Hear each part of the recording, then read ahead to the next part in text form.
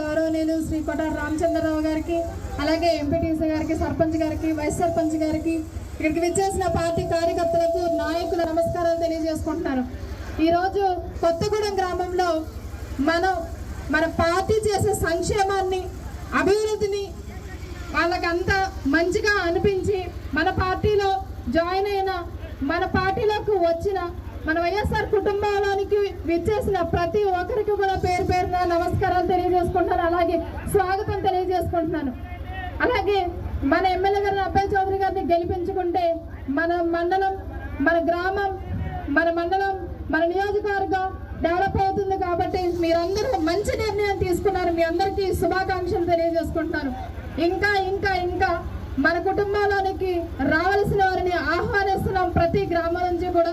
నిజంగా మన వైఎస్ఆర్సీపీ కుటుంబం ఇంకా ఇంకా పెద్దగా అవటం చాలా సంతోషం అనిపించింది. కాబట్టి మీరందరూ 2019లో మన ఎమ్మెల్యే గారిని గెలిపించుకున్నాం, అలాగే 2024లో కూడా మన ఎమ్మెల్యే గారిని గెలిపించుకోవాలి.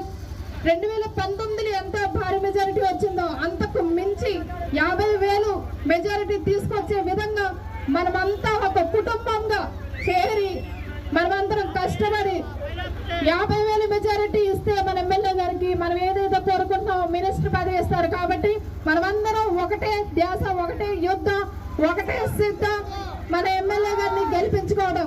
కాబట్టి మన ఊరంతా సిద్ధమని నేను అనుకుంటున్నాను.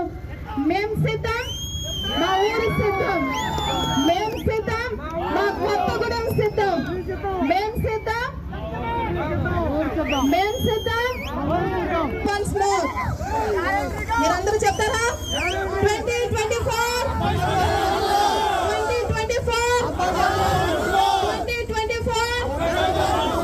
ముఖ్య అతిథిగా ఇచ్చేసిన పెద్దలు గౌరవనీయులు శ్రీ కొటారి రామచంద్రరావు గారికి, అలాగే ఎంపీటీసీ